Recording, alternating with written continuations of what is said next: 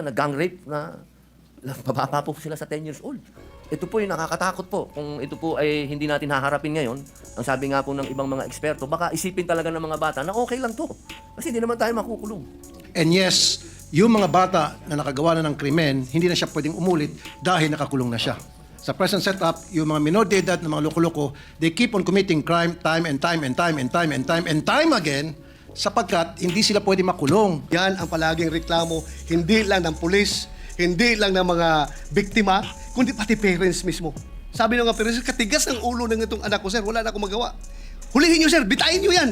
Hindi ito naaayon sa batas na walang pananagutan ang kabataan na nagkakasala. Ang nagkasala sa batas na menor de edad ay dapat pakawalan. Ayaw nating mangyari ang mga ito. Dapat lang mabigyan ng hustisya ang mga biktima ng karumal-dumal na krimen na galing sa menor de edad. Subalit hindi tama pag sinabing kapag menor de edad dapat pakawalan.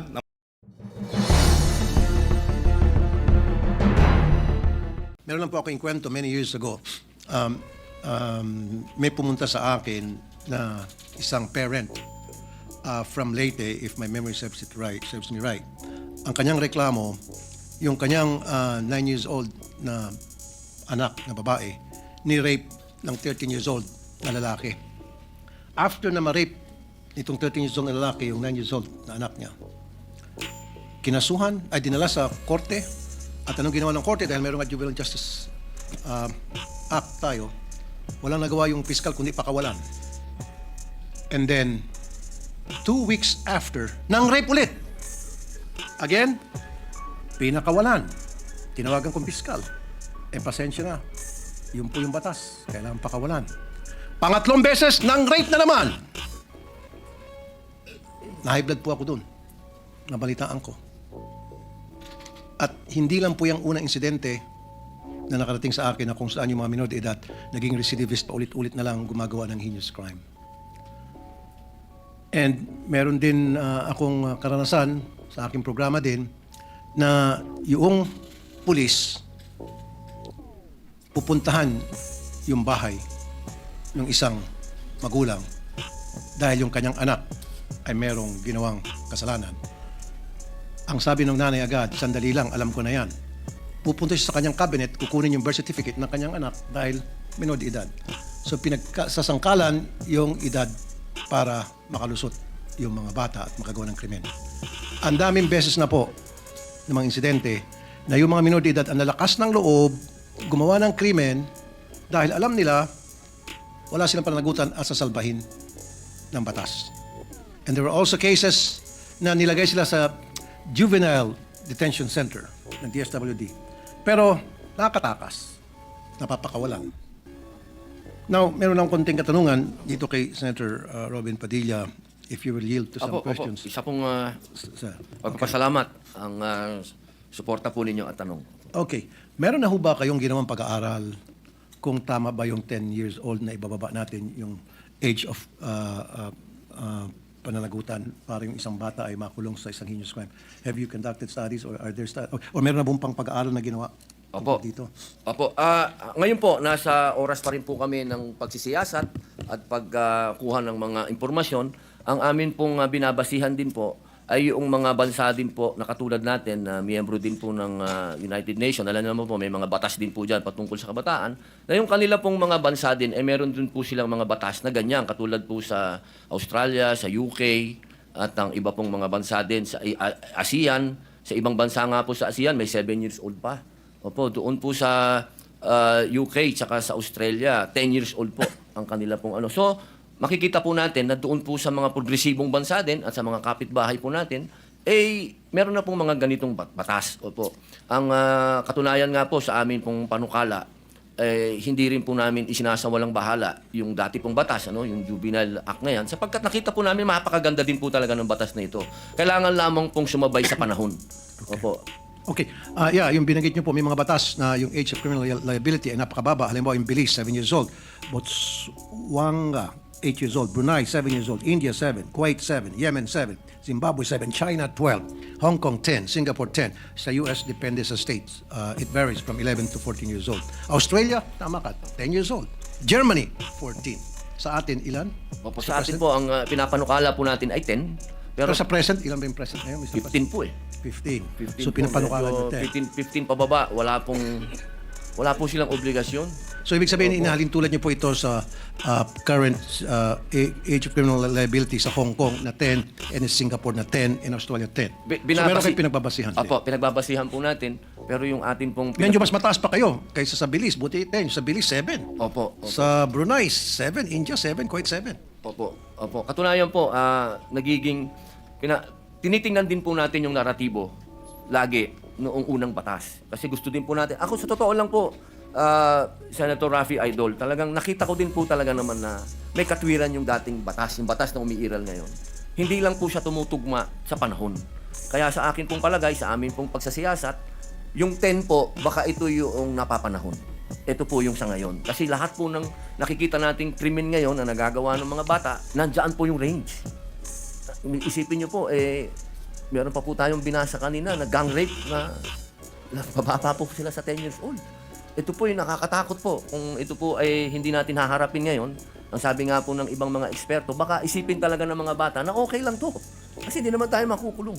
So, in other words, Mr. President, yung gusto mo na ibaba from 15 to 10 na age of criminal liability ay yung para sa mga heinous crime lang. Opo. So, kung yung sa mga theft, yung nambugbog, nagnakaw, may ginawang kung ano pang kalokohan, basta't hindi heinous, Balik po tayo balik sa tayo original 15. law. So, heinous crime lang Opo, talaga. balik po doon sa original law na ginawa po nila. Thank you, Mr. President. That's all. Maraming salamat po. Thank you, Senator Tulfo, Majority Leader. Yes, Mr. President, next to interpret is Senator Ronald Bato de la Rosa. I move that he recognized. Senator Bato de la Rosa is recognized to interpolate. Thank you, Mr. President. Would the good gentleman from Bicol yield to just some clarificatory questions? Opo, isa pong karangalan na katulad po ni Senator Raffy na matagal din pong nasa public service at narinig niya po niya lahat ang mga hinaing ng taong bayan.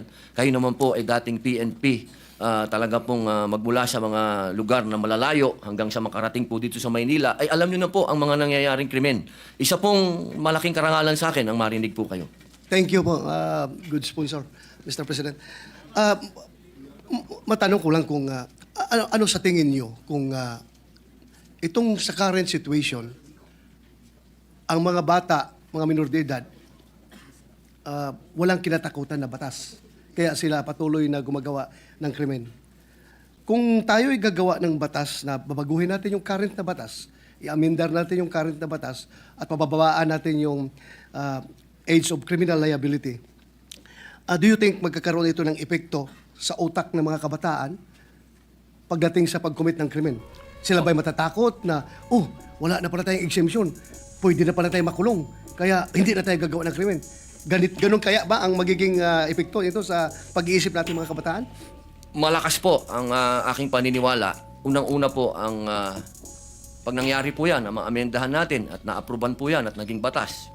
Naniniwala po ako na unang makikinabang dyan ay yung magulang.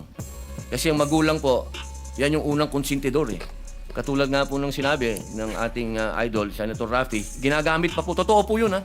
Pati po doon sa Camarines Norte, nung aarestuhin yung bata, ang unang pinakikita po nung magulang ay yung birth certificate.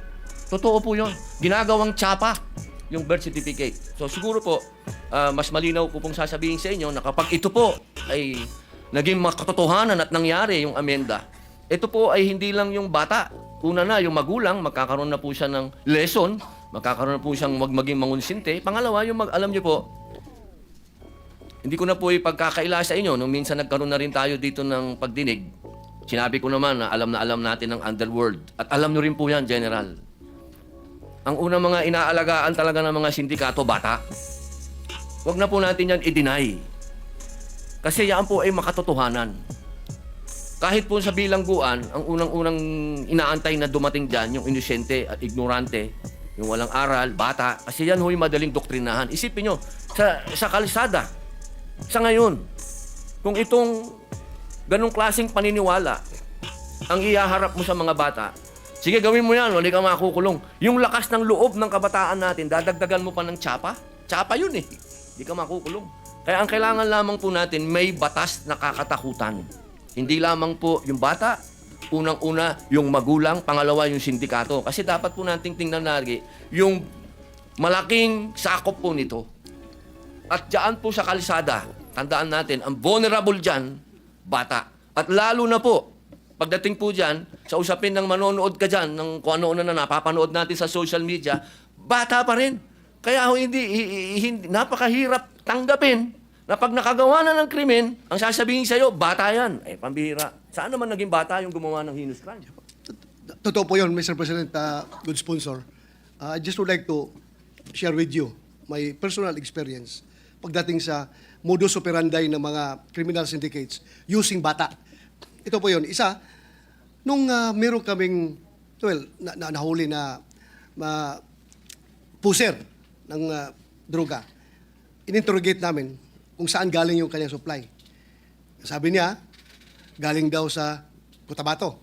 So, paano nakarating sa Davao yung supply na yan? Ganito, sir, ganito. Kunin to sa akin. Yung pala, kahit anong gawin namin checkpoint doon sa border ng Cotabato at ng Davao City, walang mangyayari. Dahil, alam mong ginagawa, meron silang bata na ginagamit. Ang bata, pinapasundo doon sa labas ng boundary, binigay yung cake. Cake. Sa loob ng cake, nandun ang shabu, tinago. So, pag bata dadaan sa checkpoint, ano yan? Sir, cake ito, sir. Padala ng deliver doon sa my birthday. So, yun ang ginawa na bata ang ginagamit na courier ng drugs. Now, isa pa, yung akyat bahay gang. Yung akyat bahay gang, hindi ito basta-basta makaakyat sa mga bintana, mga masisikip na lugar. So, ang ginagamit nila bata. Meron silang bata na kinakarga para papasukin sa maliit na mga butas. Pag may kapasok sa loob, ma-unlock na yung door ng pintuan, yung lock ng pintuan, yun na. Kuha na nila yung mga nanakawin sa loob. Ito pa ngayon ang pinakamatindi. Talagang ginagamit na ang kabataan. Ang problema natin nung na-enact yung batas na yan, I think it's about 2006. Dahan-dahan nalalaman ng kabataan yung kanilang criminal exemption ay sila ginagamit ng sindikato. Ginagamit ng sindikato. But later on, around 5 to 10 years from the enactment of that law, with all due respect sa involved sa paggawa nitong batas na ito, because I know that was enacted before because of the demands of the time. But ito ngayon, nagbago nga, sabi mo nga, nagbago ang panahon. So I think it's about time na i-re-examine na naman natin, i-revisit natin itong batas na ito. Dahil nga, noon, ang mga bata ang ginagamit ng mga sindikato. Pero ngayon, ang mga bata na mismo ang sindikato. Hindi na sila nagpapagamit. Sila na mismo ang organizer sa criminal syndicate. Mga bata. Pag mahuli mo yan, pag imbestigahan mo, wala na sila ituturo na ginagamit lang po kami nitong mga matatanda na mga sindikato, inutusan kami. Sila na mismo. At pag hinuli mo, tama ka, sinabi mo, pag huli mo, pag hawak ko sa bata, bubunot ka sa bulsa yan. Sir, birth certificate ko, less than 18 pa ako, less than 18 ako, sir, kaya hindi mo ko pwede arrestuin. Yun. Yan ang ginagawa talaga ng mga bata ngayon. Kaya,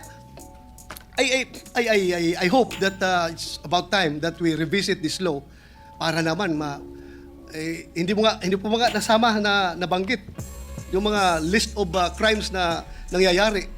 Yung recently lang nangyari doon sa Tagum, Davao del Norte, isang estudyante, babae, scholar, pinasok sa bahay ng 2 minor de edad. Mabuti kung ninakawan lang, pinatay pa. Pinatay yung bata. Bago lang doon sa amin sa Davao del Norte. So, I think, I hope na ma-action na natin ito ngayon. Dahil kahit anong gawin mo, kahit anong sabihin, kahit anong dipinsa natin sabihin na maganda yung batas na yan, ginawa yan para sa kapakanan ng mga kabataan. Pero, I think nakikita ko it's already indefensible na sabihin natin na hindi natin na dapat baguhin ang batas na yan. Pag sinabi natin na hindi yan baguhin dahil mali ang pagtingin natin sa sitwasyon. Ako, I've been a policeman for how many years and hanggang nag-retire ako, yan ang palaging reklamo, hindi lang ng pulis, hindi lang ng mga biktima, kundi pati parents mismo. Sabi ng mga parents, katigas ng ulo ng itong anak ko, sir, wala na akong magawa. Hulihin nyo, sir, bitain nyo yan. May mga parents magsabi sa akin, bitain nyo yan, sir, katigas ng ulong bata niyan dahil nga ayaw ayaw Disiplina. ayaw magpa-disiplina dahil alam nila na mayroong batas silang sinasandalan. Kaya siguro, sa mga time lang, Mr. President, good gentleman. Maraming salamat po sa pakikinig mo sa aking sinishare. Thank you po. Thank you, Senator Bato de la Rosa. Okay, Senator Tulfo. Wait lang, Mr. President, kasi hindi doon sa katanungan ni Sen Bato kay Senator Padilla na kung itong batas ba na ito na gusto mamendahan ni Senator Robin Padilla na ibababa sa 10 years old yung criminal liability, kung ito ba'y magiging deterrent, will it stop the minors from committing crimes? Para sa akin, ang sagot doon is yes and no. No, magkakaroon pa rin ng mga kriminal ng mga bata. Magkakaroon.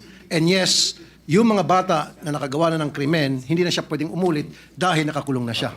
Sa present setup, yung mga minor de edad na mga loko-loko, they keep on committing crime time and time and time and time and time and time again sapagkat hindi sila pwede makulong. Paulit-ulit sila nakagawa ng krimen. Ngayon, kung dito sa batas na pinopropose ni Senator Robin Padilla, one strike ka lang. Gumawa ka ng krimen na heinous, kulong ka na, hindi ka na makaulit. Thank you, Mr. President. Maraming salamat po. Thank you, Senator Rafi. Majority Leader. Yes, Mr. President, next to interpolate is Senator Francis Kiko Pangilinan. I move that he be recognized.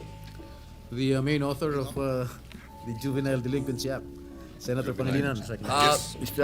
Ginoong Pangulo, bago po umpisa si Senator Kiko, gusto ko lamang po siyang batiin at siya na po ang chairman ng Constitutional Amendments and Revision. Sir. At maraming salamat din sa dating chairman ng Constitutional Amendments Committee. Magandang araw sa kanila lahat. Kung maaari po bang magtanong ng ilang mga katanungan sa ating nagbigay ng kanyang privilege. Opo. Unang-una, nagpapasalamat tayo na ito'y naisiwalat ng ating kasamahan sa Senado, yung usapin ng Juvenile Justice Welfare Law of 2006 and amended noong 2013. Una sa lahat, tayo ay nakikiisa sa kanya sa usapin ng pangangailangan ng hustisya, lalo na sa mga naging biktima ng mga krimen o kaya mga kilos ng mga kabataang nasasangkot o minor de edad na nasasangkot sa criminal activities. Tama lang na dapat ang mga nagkasala ay nananagot.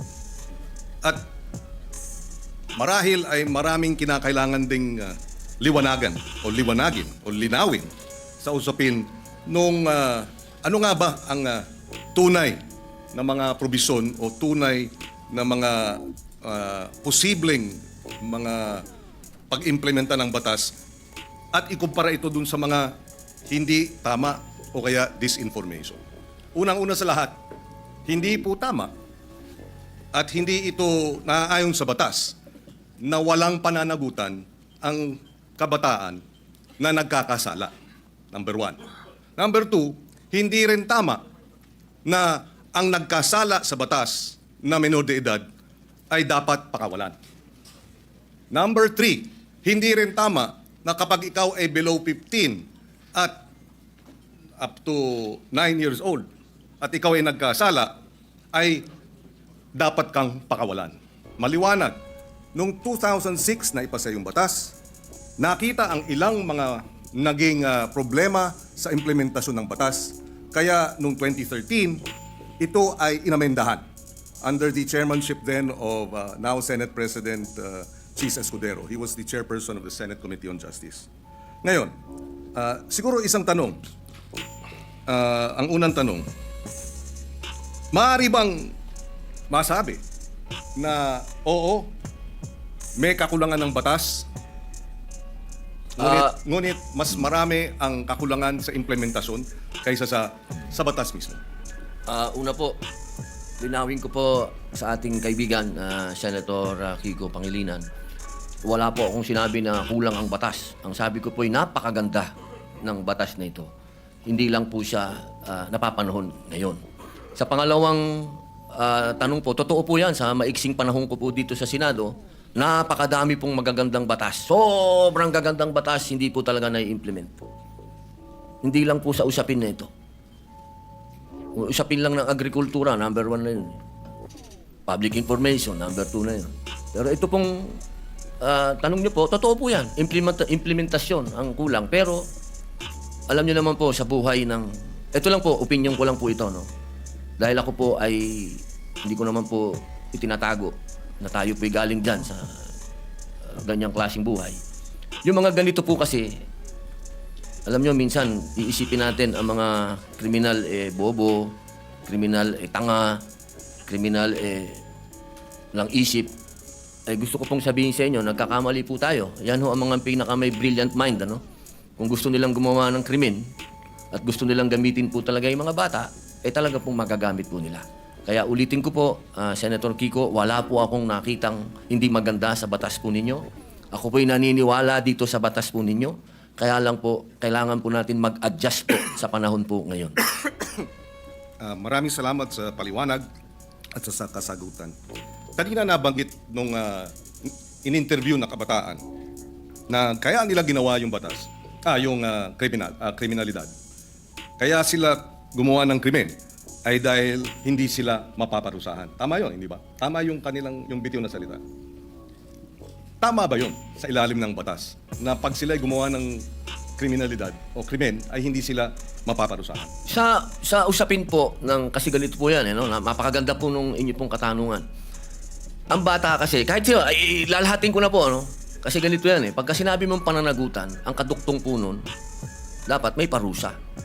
Kasi kung pananagutan, oo, may pananagutan. Sinabihan siya, ginawa mo yan, kaya ganito muna ang mangyayari sa'yo, dadaling ka muna dito sa bahay pag-asa, dadaan ka dito sa matinding intensive na masasabi nating psychological and moral and lahat na po, no? Sabihin natin. Alam niyo po, Senator Kiko, sa 3 years and a half ko po sa Bilibid, hindi ko naman po nila lahat, ano? Pero wala na pong pinakamagagaling na artista kundi kriminal. Kapag kaharap niyo po yan, lahat ng drama, lahat na po, sabihin niyo po, lahat ng kalungkutan, lahat ng pinagdadaanan niya, sasabihin sa inyo. Pero pag talikod po ng nag-i-interview dyan, halimbawa ng empleyado, yung sabihin gwardiya, o ng probation officer, pag talikod po nun, pagbalik nyo sa selda, bubuksan yung wallet niya, papakita sa iyo yung dyaryo, itong pinatay ko, pare. Ganyan po ang criminal mind. Hindi ko naman po inilalahat. Pero pagka sinabi po natin kasi ng pananagutan, dapat nagbabayad ka ng kasalanan, hindi lang binasa sa'yo. Hindi yung parang gumawa ka ng isang karumal-dumal na krimen, ito po'y nakita ko po ito dahil ako po ay kagyat na pumunta sa Camarines Norte nung ni-rape nila yung batang, ano po ito Senator Kiko magkakaibigan po ito. Yung babae ni-rape nila, binidyo nila, lahat, pinatay, lahat po binidyo, hanggang naagnas yung bata, binidyo. Pagdating po, kasama po ako doon nung dinala po doon sa bahay pag-asa, ang sabi ng bata, hahantingin ko kayo, sabi doon sa mga, papatayin ko kayo, sabi doon sa mga pulis. Ilang taon yung batang yun? 13 po. At ilang taon yung, grupo sila, hindi ba? Grupo po. 13, 15, yung isa po, 16. Yung bata pong ni-rape nila, 13 din. Yes. Okay. Kaya ako tinatanong yun, dahil yung bitiw na salita ng bata dito sa video na sinasabing ginawa namin ng krimen dahil alam namin hindi kami mapaparusahan ay maling impormasyon. Hindi tama na hindi sila mapaparusahan. At yung mga edad 16, 15, menor de edad, pero maliwanag sa batas na maaari silang litisin bilang mga nasa hustong gulang na kapag napatunayan na meron silang discernment. At ang katunayan yan, yung magwad killings, dahil sila ay menor de edad nung naganap, pero sila ay 16 at 17, sila ay nilitis bilang mga nasa hustong gulang at sila ay nakakulong ngayon. In other words, hindi tama yung sinasabi na dahil menor de edad, hindi pwedeng parusahan. Dahil yung dalawang involved sa magwad killings, pinarusahan. Nakakulong ngayon. Yun ang puntong isa. Ayaw nating mangyari ang mga ito. Dapat lang mabigyan ng hustisya ang mga biktima ng karumal-dumal na krimen na galing sa menor de edad. Subalit hindi tama pag sinabing kapag menor de edad dapat pakawalan, number 1, dahil pag pinakawalan yan, labag sa batas yan, at dapat parusahan yung mga nagpapakawala ng mga menor de edad na nagkasala. Yan ang batas. Iba ang batas, iba naman ang implementasyon. Yung nagsasabi namang pinakikita yung birth certificate, may pananagutan din ang mga magulang sa ilalim ng batas. At yung mga nagsasabing ginagamit ng mga bata, may pananagutan din sa nasabing batas. In fact, ang parusa dun sa mga gumagamit ay yung maximum na maaaring maging parusa dun sa krimen na isinagawa ng mga bata at ginamit ng mga sindikato. Ito'y madaling sabihin. Parusahan yung bata, ginagamit ng mga sindikato. Bakit hindi habulin yung mga sindikato? Kasi mas madaling parusahan yung bata. Mahirap parusahan yung mga sindikato. Dahil yun, makapangyarihan. Yung bata, vulnerable. Ginamit na ng mga sindikato, exploited na, biktima na, dahil ginagamit at kinakasangkapan, at mabibiktima ulit ng Estado dahil kailangan silang parusahan at ikulong. Kaya kinakailangan marahil ay balansehin natin. Sa usapin ng unang-una, yun nga ba talaga ang sinasabi ng batas? Allow me to read some of the provisions. Parents shall be liable for damages unless they prove to the satisfaction of the court that they were exercising reasonable supervision over the child. Ibig sabihin, may pananagutan ang mga bata, ang mga magulang. Meron ding maliwanag na usapin. Pananagutan ng mga gumagamit sa bata, Section 20C. Any person who in the commission of a crime makes use, takes advantage of, or profits from the use of children, including any person who abuses his authority over the child, shall be, or instigate the commission of the crime, shall be imposed a penalty prescribed by law for the crime committed in its maximum period.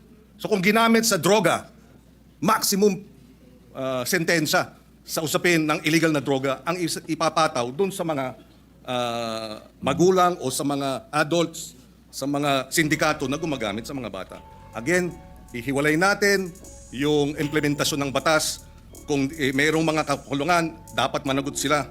Pero iba naman ang batas mismo.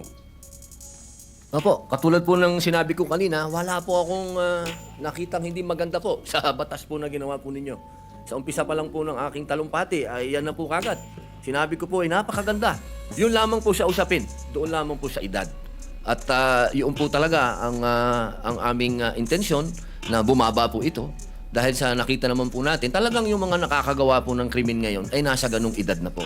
Huwag niyo pong isipin na ang aking amenda ay para guluhin o sirain ang honor ng batas po na yan. Hindi po. Ako po ay isang ayon dyan. Yung lamang pong provision na yun.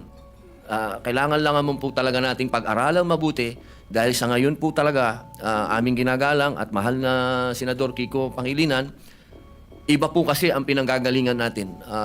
Kayo po ay magaling na abogado. Kayo po ay nasa, medyo ironic lang kasi kayo ang nasa posisyon ng akusado. Ako naman ang nasa posisyon ng biktima. Pero iisa lang po yung ating mithiin, proteksyon na ng mga bata. Bata. Opo. Pero yung mga nakagawa po ng mga heinous crime, hindi ko po talaga matatanggap na tatawagin nating mga bata itong mga ito. Tama po yan. At kaya nga nakalagay din sa batas, kung sila ay kumilos at magkaroon ng discernment at kumilos na parang mga tulad ng mga nasa hustong gulang na, from 18 to 15, dapat litisin bilang mga nasa hustong gulang na. At yung 15 and below naman, pagka serious offenses, pwede silang mandatory confinement for a period not less than 1 year. Ibig sabihin, sila ay involuntarily confined for a period of not less than 1 year.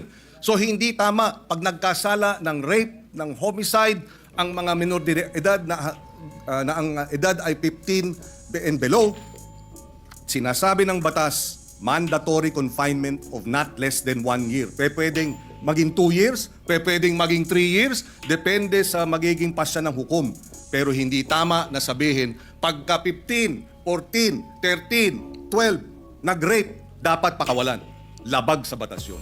Ngayon, nais ko rin ipaliwanag at ilagay sa records ko natin. Narito si Senator Sherwin Gatchalian. Nung siya ay mayor, full implementation ng Juvenile Justice Welfare Law ang kanyang inimplementa. At naalala ko na 70%, if I remember right, nung mga nabigyan ng pangalawang pagkakataon dahil nagkasala na diversion program ay nanumbalik sa normal na buhay at nagkaroon na ng maayos na pamumuhay. In other words, nais din natin malaman pagdating sa committee hearing, dito sa batas na ito, ilan ang mga nakinabang at nagkaroon ng pangalawang pagkakataon at nagbago ng buhay. Dahil yun naman ang kabila nung sinasabing benepisyo at kahalagahan ng batas na ito. Dahil kung wala ang batas na ito, lahat ng mga nagkasala diretso sa kulungan kahit 9 years old at isasama sa mga hardened criminals. Pero dahil sa batas na ito, hindi na hinahalo sa hardened criminals, sila ay inilalagay sa isang diversion program. And Senator Win Gatchalian, in fact, I remember during the debates in his first term, was supportive of adding budgetary support for the full implementation of this law. Kaya we welcome this opportunity to debate this dahil dalawa ang punto rito. Merong mga biktima na dapat talagang tugunan at bigyan ng suporta dahil sila ay biktima ng mga nagkasalang minor de edad. In fact, on record, may pananagutan ang DSWD sa mga pamilya ng biktima. Nakalagay yan sa batas na kinakailangang bigyan ng assistance, counseling ng DSWD ang pamilya, kamag-anakan ng mga naging biktima ng karumal-dumal na krimen at iba pang mga kriminalidad na kilos ng mga minor de edad. And therefore, we welcome this opportunity na magkaroon talaga ng diskusyon, makita ang maganda sa batas, makita ang kakulangan sa implementasyon, at tingnan din natin itong usapin ng lowering of the age. Ako, ang punto ko, palagay ko, masyadong mababa ang 10 years old. Although even if you're 10 years old, again, uulitin ko, at ikaw ay nag-commit ng rape, minimum 1 year mandatory confinement. Pwedeng ma-extend dahil yan naman ang sinasabi ng batas.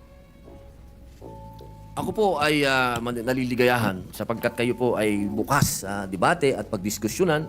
Yan naman po yung lagi naman natin dito yan sa Senado. Tayo'y open sa kahit anong amendment, sa kahit anong gusto nyo pong gawin.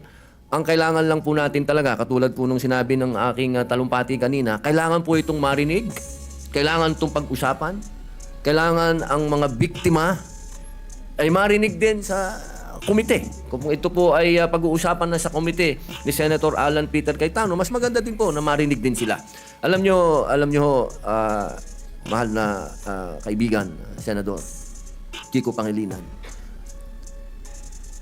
yung pagkakataon na ang kabataan po natin sa ngayon, kapag sila ay nakita nila kasi na tayo easy-easy lang, at alam naman natin na kayo po mismo ang nagsabi, may problema sa implementasyon at napanood pa nila ngayon yan. Nako, lalo na naman lalakas po ang mga loob ng mga sindikatong bata. Ako po'y kanina, habang nag-uusap po kami ng aking legis, sabi ko sa kanila kanina, alam niyo kung yung mga brilliant mind na mga criminal minds na yan, kung ito ay kanilang i-exploit, talagang mag-aalaga ka talaga ng mga batang wala na sa kanilang pag-iisip. Ito lang pong pagpapababa natin ng edad, ito po ay kailangan meron din tayong ganung warning na sana po buksan din po natin ang isip natin sa usapin ng kailangan na. Hindi po wala kang kailanman nasasabihin sa inyong ako'y kontra sa mga bata o hindi. Doon lang ako sa karumal-dumal, doon lang ako sa hinus. Doon lang ako sa hindi masikmura. Ako na to, ako na po ito. Hindi ko masikmura. Si Robin na po ako, Nakita ko na ang worst of the worst. Sabihin nyo na. Pero ako hindi ko masikmura. Yun lang po ang punto ko. Wala ako kahit kailan wala ako ditong kinokontrang personal o wala. Ako kung ano lang ang nasa kalsada, kung ano lang ang nasa 8% ng ating mga taong bayan, kung ano ang nararanasan ng mga naghihikahos sa mga lugar na ang kahirapan po talaga at ang mga kalukuhan at ang mga nandyan na ho talaga. Ito po inilalatag ko sa inyo. Ako na po yung boses niyan. Kahit po sa sinasabi natin, makukulong yan, madadala doon.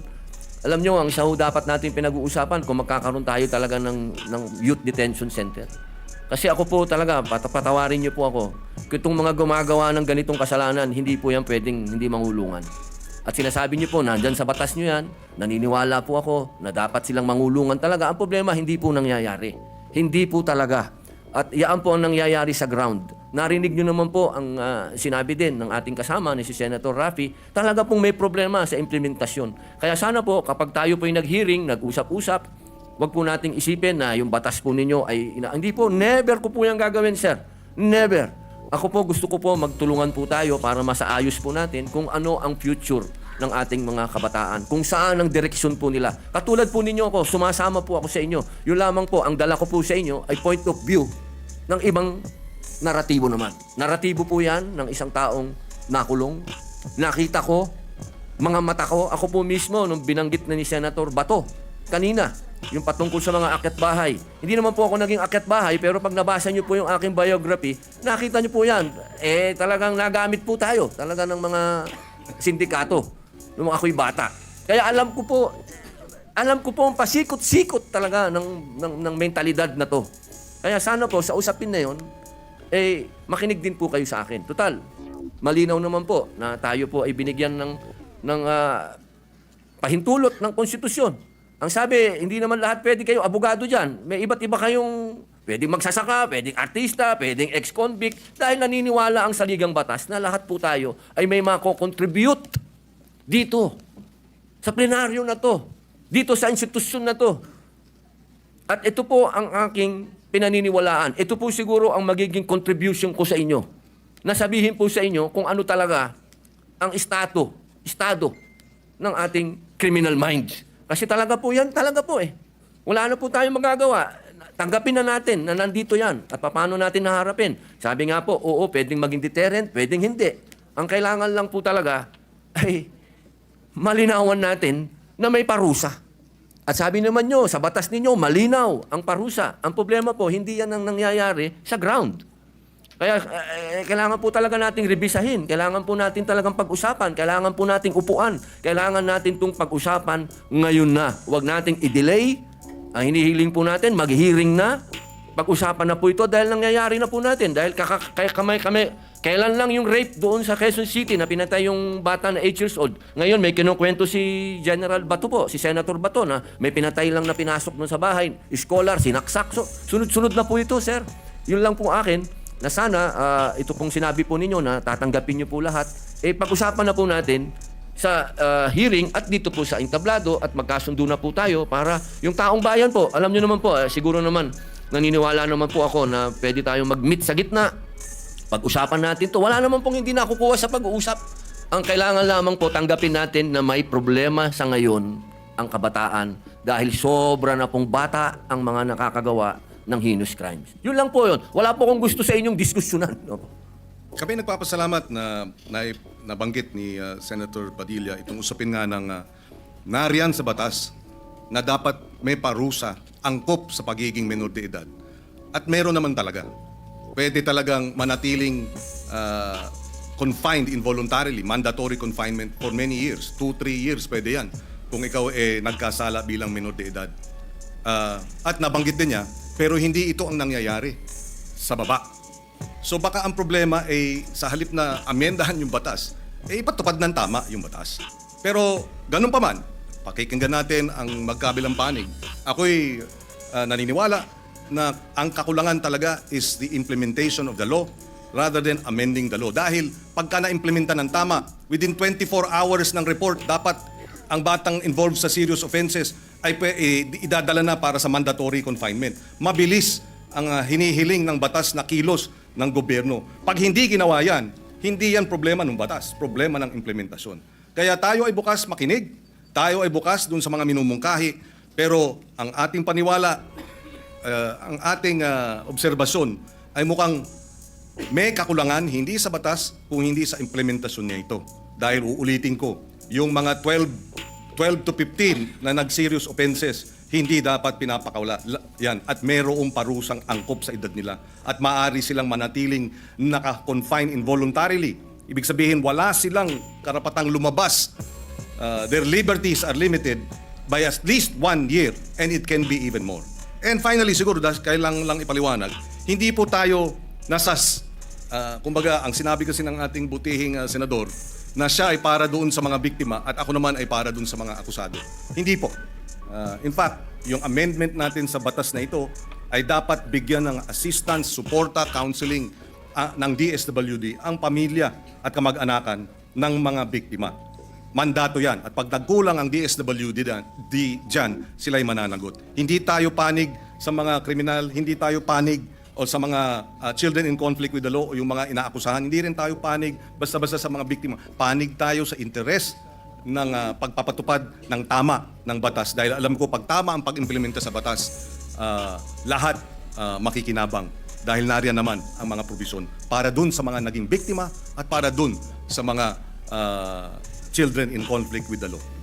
Okay, maraming salamat po. Opo, ako po'y natutuwa at nanggaling po sa ating mahal na senador na open po siya sa pagdiskusyonan to.